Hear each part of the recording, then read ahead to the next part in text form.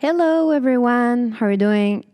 Today, I wanted to commemorate a special place, Merrill C Airport in Meigs Field. We are talking about a single runway airport that was located in Chicago on North Island. It was an artificial peninsula on Lake Michigan that was originally built to host the 1933 World's Fair. The first object that comes to my mind when I think about airports is for mostly walkway, so let's try to do it. I'm gonna start putting my walkway on the floor so we can find it in the library marked moving walkway. To repeat the same function in the cell next door, I just copy this function using the icon at the top of the interface and I just continue like that. On the top of this function, there is a rotation number. It consists in turning the image over. Afterwards, I'll build the walls of my airport. So I'm still going to go to my library and I'm going to get the light gray that I downloaded before because it's looked perfect for my walls and I just love it. So to create the desired shape of my Meigs airport, I just have to click the copy icon and slide my mouse to where I want. Just still walking a little bit and then going to the other part and copy and continue like that. And now it's the content part. When Liberty Sales members enter into the airport, I want they understand what this is all about and why it's being created. So I'm going to make sure that they get a picture of the airport before the demolition. Once I've chosen my cell, I open my library and click on web link. Then I copy my link on the net and paste it. I save, and finally, when I walk on the ground, the image appears. My idea was to do a gallery of flight simulators in my Meigs airport. In case you don't know, the flight simulator, which is the oldest and the most famous airplane simulator in the digital world, has always started its flights from Meigs Field Airport because the creators were from Chicago. As a result, this means that this is the airport with the most flights in the history of the virtual world. The first simulator I want to show to you is the Able 2 1979. The landscape is represented by simple lines, but even like that, people could already have that feeling of being pilots and exploring these virtual landscapes. The Flight Simulator 2 Able 2 of 1983 was a version that introduced color. It was the first time people saw landscapes in 3D real time. The dashboard became very realistic with pretty pointers and even an artificial horizon. Flight Simulator 2 Atari 800 1984 was a version that was extended to several machines of the time 8-bit computer, which made it possible for a whole generation to discover computing. Flight Simulator 1 PC 1982 was also available on PC by agreement between Sublogic, the original publisher, and Microsoft.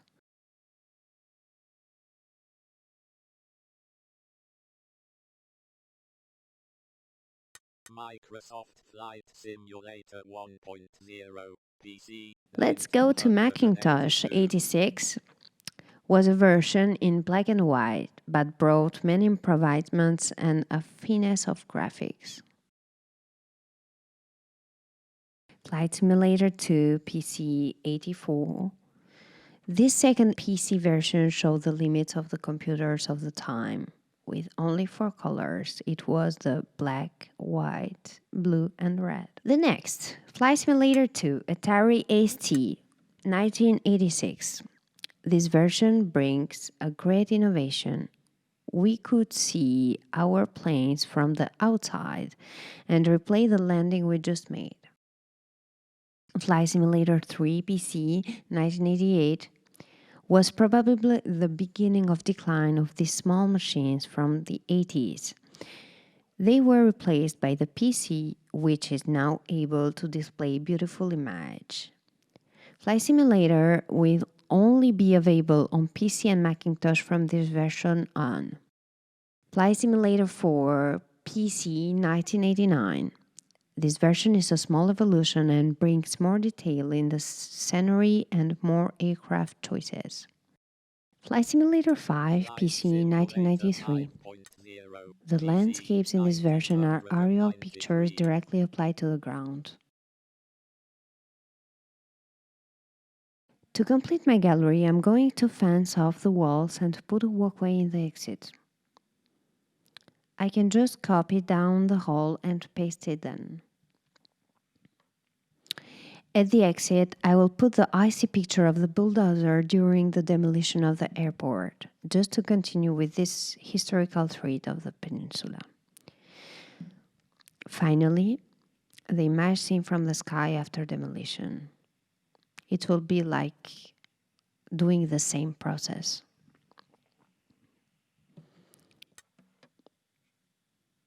It was March 30, 2003, when So I just put the bulldozer right now, and then I copy the link of my image after the demolition of Peninsula. What's interesting and what I like it the fact that I can put some words and doing like a little article to for people to understand what is all about, what the picture is all about. Let's move to the entrance. Walking around my airport. So I'll fence off the walls and prepare it. I will use the opportunity to put forward the image of the terminal before demolition. Once I have chosen my cell, I open my library and click on web link. Then I copy my URL on the net and paste it. I save it, and when I walk on the ground, the image will appear. Meigs Field Terminal So I'll enter in with the 1961. walkway, and they push me to the second image. So people now, when they come to explore the airport, they will know the history, the beginning and the end of this history. Now I'm doing the ground. The ground is very important to me because I wanted to make some brightness to my airport. So I choose a marble ground. Actually, this is not a floor image that you can get in Liberty Cells. I download it, so you can do the same if you want. I'm going to put it everywhere in the interior of my airport without hiding my simulator gallery. Of course. However, I want to leave the surprise effect of presentation, so I'll hide the Weblink logo and I put my marble above the Weblink cell. So no one can know that there is a cell surprise over there. They'll show the information that I wanted to show to people. For the last two, I'm going to use the walkway. And the second one that's in the end. It was March 30, The same. 2003, when Engineer Richard Bailey ordered crews to So bulldoze large these are exits into my the runway of Meigs Field. secret cells and surprises for my guests to my airport. After. And here is my amazing airport, brand new and ready to be explored. Thank you. Meigs Field Terminal, 1961. Before.